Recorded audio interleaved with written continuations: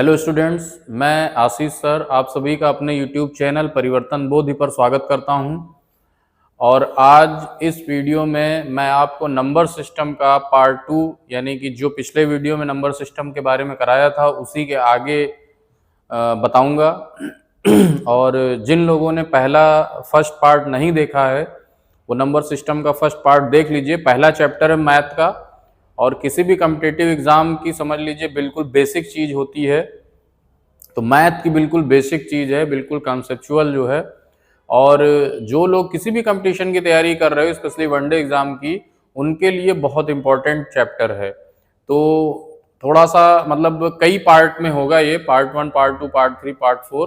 तो उसमें आपका ये पार्ट 2 है जिसमें आज हम इवन ऑड के बारे में बताएंगे, उनके सम के बारे में बताएंगे और उसी पर चर्चा होगी। तो उसको आज हम देखेंगे। उससे पहले जिन लोगों ने चैनल को सब्सक्राइब नहीं किया है वो लोग प्लीज चैनल को सब्सक्राइब कर दीजिए और वीडियो को लाइक और शेयर करना मत भूलिए। तो इस सेशन में हम इवन एंड ऑड नंबर्स के बारे में चर्चा करेंगे। इसके पहले वाले सेशन में जो पार्ट 1 था उसमें हमने आपको परिमेय या परिमेय के बारे में बताया था, रेशनल और इरेशनल नंबर्स के बारे में बताया था और रेशनल नंबर्स की क्या क्या कैटेगरीज होती हैं उनको एक डिटेल चर्चा किया था। कैसे डिफ्रेंशिएट करेंगे रेशनल और इरेशनल को, उन सब के बारे में पूरी चर्चा हमने की थी। इस सेशन में उसी जो रेशनल नंबर्स की जो डिफरेंट कैटेगरीज थी, नेचुरल नंबर्स के बारे में हमने बताया ही था, प्राकृत संख्या के बारे में पिछले सेशन में। और इस सेशन में इवन एंड ऑड नंबर्स यानी सम और विषम और उनके संबंधित कैसे क्वेश्चन आते हैं उन्हीं पर चर्चा करेंगे। तो उन क्वेश्चंस को हम देखते हैं अभी। तो आइए सबसे पहले समझते हैं कि सम और विषम संख्या क्या होती हैं और उनके किस तरह के क्वेश्चन आते हैं उनसे संबंधित, उनको एक बार जो है डिस्क्राइब करता हूं मैं, उसको चर्चा करते हैं। तो देखिए, सबसे पहले जैसा कि पार्ट पढ़ा है पार्ट 2 नंबर सिस्टम का, और जैसे हमने एक चीज बताई थी आपको कि जो प्राकृत संख्या होती है ये सब परिमेय संख्याओं में आते हैं। तो प्राकृत संख्या तो 1 से स्टार्ट होता है, 1 2 3 4 इस तरह से इनफाइनाइट तक जाएगा। अब इसी में जो सम और विषम को जो है बांट दिया गया है। तो जो विषम नंबर्स हैं वो हमारा 1 से स्टार्ट होते हैं, 1 3 इस तरह से, 5 7 9 इस तरह से, डैश डैश डैश इस तरह से चलेगा। और जो सम नंबर हैं यानी इवन नंबर्स, ये ऑड था और ये इवन नंबर है। तो ये 2 4 6 8 इस तरह से चलेगा, ठीक। तो इन्हीं के सम और विषम के योग से संबंधित क्वेश्चन आता है। जैसे मैंने लास्ट वीडियो में, इसके पहले वाले वीडियो में मैंने बताया था कि प्राकृत संख्याओं के योग का किस तरह से जो है हम क्वेश्चन सॉल्व करते हैं। तो इसमें हम देखते हैं कि हम सम और विषम संख्याओं के योग का क्वेश्चन किस तरह से सॉल्व करेंगे, तो उन पर चर्चा करते हैं। उनको आइए देखते हैं। तो देखिए, अगर हम बात करें पहले विषम की, तो अगर हम कहें कि प्रथम n यहां पर कोई भी पद हो सकता है, 10 20 30 40 इस तरह से कुछ भी हो सकता है। तो अगर हम बात करें प्रथम n विषम संख्याओं का योग, तो बहुत आसान है, इसका n स्क्वायर हो जाएगा।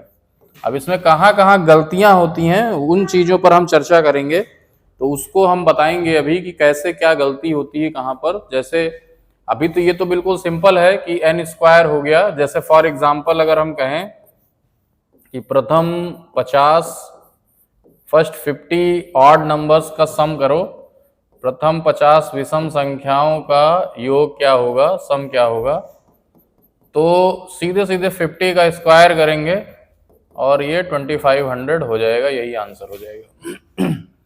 लेकिन अगर इसी क्वेश्चन को ये बोलता कि 1 से 50 तक ¬ फ्रॉम 1 to 50, 1 से 50 तक की सभी विषम संख्याओं का योग क्या होगा? सभी विषम संख्याओं का योग बताइए। तो अब ये चीज जो है, इसमें हम दोनों में अंतर है, दोनों ही एग्जाम्पल में अंतर है। ये एग्जाम्पल जो कह रहा है,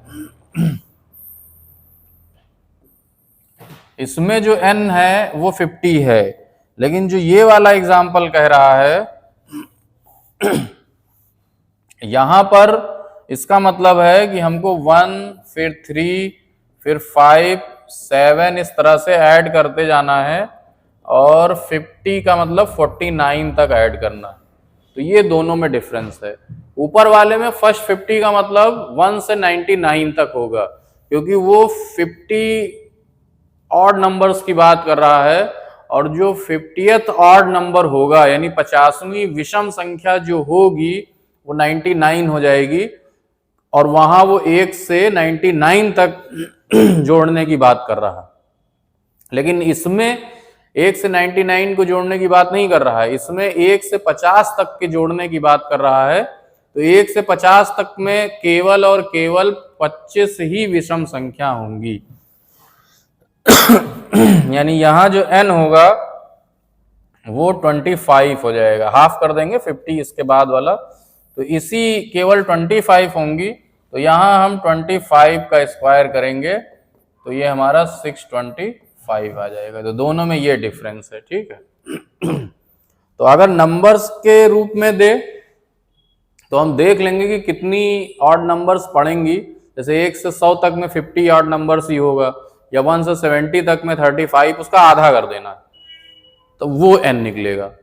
लेकिन अगर सीधे बोलता है कि फर्स्ट 50 या फर्स्ट 70 या इस तरह से, तो तब वहां पर n को हम 50 या 70 ही लेंगे, फिर वहां पर कोई चेंज नहीं करेंगे। तो नेक्स्ट देखते हैं कि ये तो हमने विषम का बताया आपको, अब देखते हैं कि सम संख्याओं का योग कैसे करते हैं।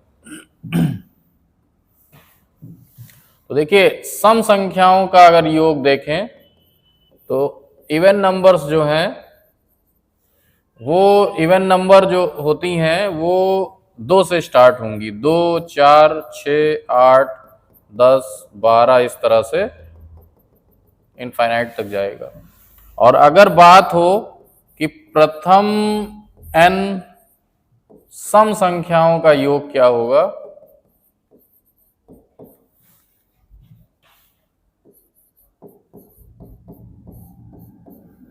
तो ये अभी जो विषम वाले में n स्क्वायर था उसी में एक बार n को और ऐड कर देंगे, या फिर इसी को हम थोड़ा सा रीअरेंज कर सकते हैं, n इंटू n प्लस 1 भी कर सकते हैं। दोनों में जो भी सही है, दोनों एक ही चीज आएगा। जैसे फॉर एग्जांपल हम कहें, मान लो कहे कि प्रथम 80 सम संख्याओं का योग क्या होगा।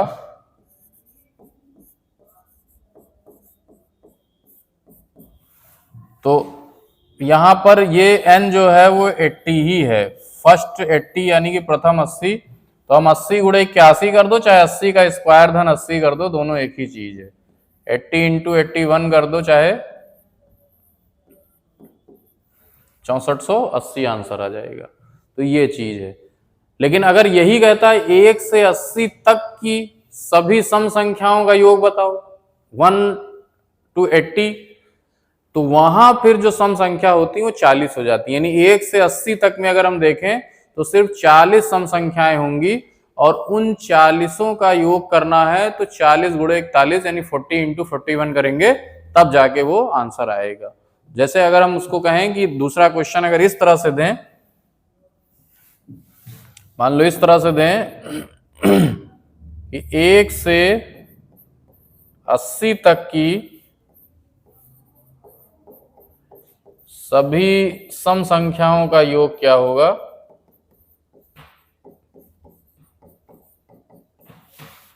तो इसका मतलब है कि 2 से स्टार्ट करेंगे, 2 4 6 8 10 इस तरह से हम जो है 80 तक लिखेंगे।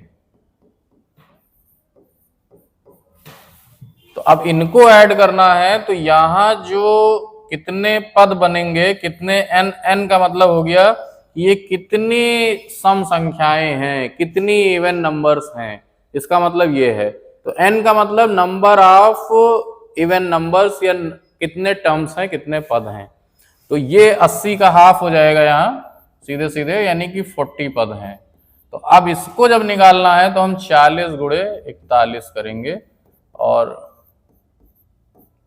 ये 1640 हो जाएगा। ठीक, तो दोनों में डिफरेंस समझ गए होंगे आई होप, क्योंकि जब फर्स्ट की बात करें प्रथम 40 या प्रथम 50 तब वो वही लेना है, लेकिन जब अगर संख्या की बात करें कि 1 से 40 तक या 1 से 50 तक तो उसका हाफ कर देना। जैसे मान लो पूछता कि 1 से 50 तक की सभी सम संख्याओं का योग बताइए, तो अब हमारा n 25 हो जाता और तब हम जो है 25 का स्क्वायर करके 25 जोड़ सकते थे या फिर 25 गुणे 26 यानी 25 इंटू 26 कर देते, तो वहां से भी आंसर निकल आता। तो आई होप आपने इसको अच्छे से समझा होगा। अब आइए देखते हैं, अगर स्क्वायर्स लगा दें, जैसे कल हमने जो पिछली क्लास में हमने प्राकृत संख्याओं के वर्गों का योग बताया था, उसी में अगर यहाँ सम या विषम में वर्ग का योग पूछ ले तो उसको कैसे करना है, तो उसको देखते हैं। तो जैसे देखते हैं,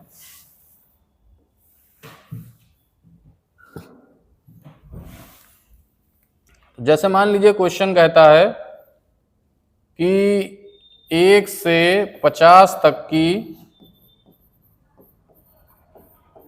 सभी सम संख्याओं के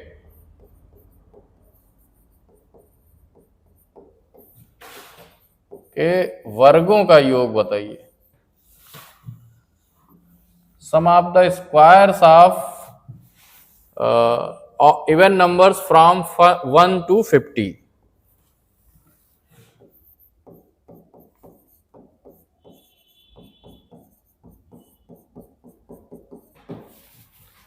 यानी कि यहां पर सिंपल सम नहीं निकालना है, बल्कि 1 से 50 तक की जितनी सम संख्याएं हैं उनके वर्गों का योग निकालना है, यानी उनका स्क्वायर करके निकालना है। तो वहां देखिए कैसे करेंगे। मतलब इसका मतलब ये हो गया कि 2 का स्क्वायर, 4 का स्क्वायर, फिर 6 का स्क्वायर, 8 का स्क्वायर, और ऐसे करते करते सभी का स्क्वायर लेना है और 50 तक जाना है, यानी 50 का स्क्वायर। तो अगर देखो स्क्वायर लग गया है तो यहां कोई फार्मूला है, लेकिन उस फार्मूले को हम नहीं बताएंगे, हम सीधे इस क्वेश्चन में ही आपको वो ट्रिक बताते हैं कि कैसे होता है। तो यहां देखो जो लास्ट डिजिट है ये 50 का स्क्वायर है, तो हम यहां पर 50 लेंगे, फिर एक और अगला 51 और 52, यानी 3 कंसेक्यूटिव 50 से ले लेंगे और डिवाइडेड बाय 6 कर देंगे, यही हमारा आंसर हो जाएगा। और ये चीज दोनों में, विषम के लिए भी यही चीज करनी है, यानी लास्ट वाला जो नंबर है वही लेना है, उसके बाद उसके 2 कंसेक्यूटिव नंबर और ले लेने हैं, मल्टीप्लाई करना है और डिवाइडेड बाय 6 कर देना है, हमारा आंसर आ जाएगा। जैसे यही चीज अगर विषम में देता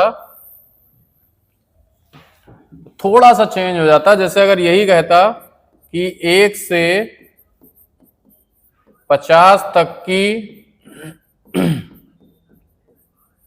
सभी विषम संख्याओं के, यानी ऑड नंबर्स के विषम संख्याओं के वर्गों का योग बताइए।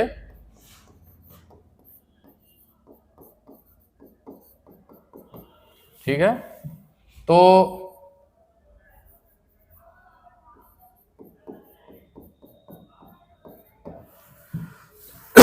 अगर इसको मान लीजिए हम नंबर्स के रूप में लिखते, तो 1 का स्क्वायर प्लस 3 का स्क्वायर प्लस 5 का स्क्वायर प्लस 7 का स्क्वायर, और प्लस ऐसे ही ये 50 तक नहीं जाता बल्कि सिर्फ 49 तक जाता। तो ये चीज ध्यान रखना, यहाँ ये 50 का मतलब ये नहीं है कि 50 ले लेंगे।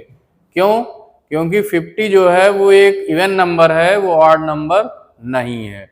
तो यहाँ जब हमको ऑड नंबर्स की बात कर रहा है, तो चूंकि 50 उसमें आएगा नहीं, तो हम उसको 50 नहीं लेंगे, 49 तक ही जाएंगे। तो 49 तक गए हैं, अब इसका आंसर बताना है तो 49 से स्टार्ट करना है।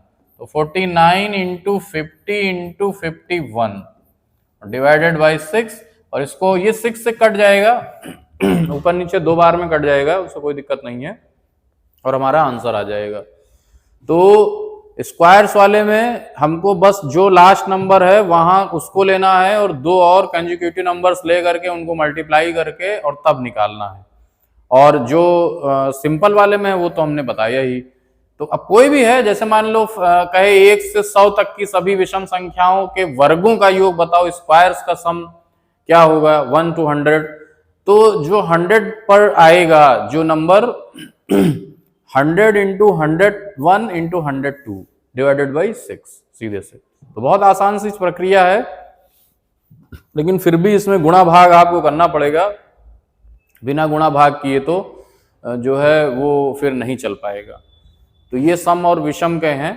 अब बाकी इनमें कंसेक्यूटिव नंबर्स के भी क्वेश्चन आते हैं, जैसे प्राकृत संख्याएं हैं, ये नेचुरल नंबर्स हैं, तो कुछ कंसेक्यूटिव या कुछ क्रमागत प्राकृत संख्याओं के का योग दिया रहेगा और उनमें सबसे छोटी संख्या है सबसे बड़ी संख्या पूछेगा। या फिर इवन एंड ऑड में भी जैसे कुछ कंसेक्यूटिव नंबर्स हैं और 5 हैं या 7 हैं, मतलब 5 नंबर्स हैं, 7 नंबर्स हैं, तो उनका सम दिया रहेगा आपको क्वेश्चन में, और उन 5 में से या 7 के में से जो सबसे छोटी हैं या सबसे बड़ी हैं तो उनको पूछेगा। लेकिन पहले हम इनकी प्रैक्टिस कर लेंगे, इवन और ऑड की। बाकी इवन एंड ऑड से कोई खास क्वेश्चन नहीं आता है, बस आप ये ध्यान रखिएगा कि किस नंबर तक पूछा है और कहाँ का हमको देखना है, उस चीज को हमको ध्यान से देखना है। बाकी आपको एसएससी और जीडी है या एसएससी सीएचएसएल सीजीएल, इन सब का टेस्ट सीरीज आपको हमारे ऐप परिवर्तन बोधि पर मिलेगा, और जिस नाम से यूट्यूब चैनल है परिवर्तन बोधि, उसी नाम से हमारा ऐप भी है, और वो गूगल प्ले स्टोर से आप डाउनलोड कर सकते हो बहुत आराम से, और उस ऐप से आप टेस्ट सीरीज भी दे सकते हो, क्वेश्चन आंसर भी कर सकते हो, और तमाम सारे मटेरियल भी आप प्राप्त कर सकते हो। तो आपसे एक रिक्वेस्ट ये भी है, जो लोग भी वीडियो देख रहे हैं और जिन्होंने ऐप डाउनलोड नहीं किया है, वो गूगल प्ले स्टोर पे जाके परिवर्तन बोधि सर्च करके और वो ऐप भी डाउनलोड कर सकते हैं। तो ये हमारा सम और विषम के योग से संबंधित था। अब जो नेक्स्ट है उसमें हम आपको क्रमागत यानी कंसेक्यूटिव संख्याओं के बारे में बताएंगे कि क्रमागत संख्याएं क्या होती हैं। तो जैसे अगर प्राकृत संख्या की बात करें, नेचुरल नंबर्स की, तो 2 क्रमागत प्राकृत संख्याओं के बीच में 1 का डिफरेंस होता है, 1 का अंतर होगा। जबकि अगर सम या विषम की बात करें, इवन एंड ऑड की बात करें, तो वहां पर 2 क्रमागत प्राकृत संख्या है, अगर कंसेक्यूटिव नंबर्स हैं, तो उनमें 2 का अंतर होता है। तो ये सभी को पता है और इसी के आधार पर हमारा क्वेश्चन लगता है। तो जैसे योग दिया रहेगा, सम दिया रहेगा, और उस योग से हमको फाइंड करना, जैसे 1x है तो नेक्स्ट x+1 हो जाएगी अगर नेचुरल नंबर है, और ये x-1, तो ये 3 क्रमागत प्राकृत संख्याएं हैं। यही अगर सम और विषम की बात करें, तो अगर 1x है तो 1x+2 ले सकते हैं, और 1 को हम x-2 ले सकते हैं। तो इस तरह से इन 3 को हम ले सकते हैं, और इस पर क्वेश्चन अब हम नेक्स्ट सेशन में कराएंगे आपको। तो ये छोटा ही वीडियो, ये छोटा सेशन है। अब बाकी नेक्स्ट क्लास जब होगी तो उसमें हम क्रमागत संख्याओं के बारे में बताएंगे। उसके बाद फिर जो है फ्रैक्शन नंबर्स के बारे में बताएंगे ना, फ्रैक्शन क्या होते हैं, डेसिमल्स क्या हैं, दशमलव और भिन्न, इनके बारे में बताएंगे। तो ये एक पूरी सीरीज है, मतलब मैथ के जितने भी टॉपिक हैं सारे टॉपिकों का बेसिक कॉन्सेप्ट हम इस पूरे सीरीज में देंगे। तो आप इन वीडियोस को जरूर देखिएगा, फॉलो करिएगा, और आप चैनल जिन्होंने नहीं सब्सक्राइब किया है वो कृपया करके चैनल को जरूर सब्सक्राइब कर लीजिए, ज़्यादा से ज़्यादा लोग, और अच्छे से आप मैथ को बिल्कुल कंसेप्चुअल तरीके से पढ़ेंगे इसमें। और जिनका भी मैथ वीक है, अब मैं गारंटी देता हूं कि आप अगर सारे वीडियोस देखोगे सारे चैप्टर्स के, तो आपको बहुत आसान हो जाएगी मैथ। लेकिन मैं फिर कहता हूं, प्रैक्टिस ही आपको बढ़िया करेगी, अच्छा करेगी। विदाउट प्रैक्टिस आप जो है कोई मैथ में आप इंप्रूवमेंट नहीं कर सकते हो। और प्रैक्टिस भी किस चीज की, कैलकुलेशन की प्रैक्टिस जरूर होनी चाहिए। आंसर्स अपने आप निकालो, कल मैंने मतलब जो लास्ट वीडियो में मैंने बताया भी था, आप लास्ट तक देखिएगा वीडियो, तो अंतिम भाग जब चल रहा था तब मैंने बताया था कि कैसे कैलकुलेशन की प्रैक्टिस हमको करनी है। उसको आप फॉलो कर लोगे, पक्का बिल्कुल 110% निश्चित है कि 15-16 दिन बाद आपका कैलकुलेशन बहुत स्ट्रांग हो जाएगा। तो कैसे कैलकुलेशन करनी है उसको लास्ट वीडियो में थोड़ा मैंने डिस्कस किया था कि आपको धीरे धीरे कैसे अपने कैलकुलेशन को इम्प्रूव करना है। ठीक है, तो बाकी अब नेक्स्ट सेशन में फिर मिलते हैं नेक्स्ट पार्ट में, और उसमें फिर आगे इसी चैप्टर का भी आगे का बताएंगे। Thank you very much.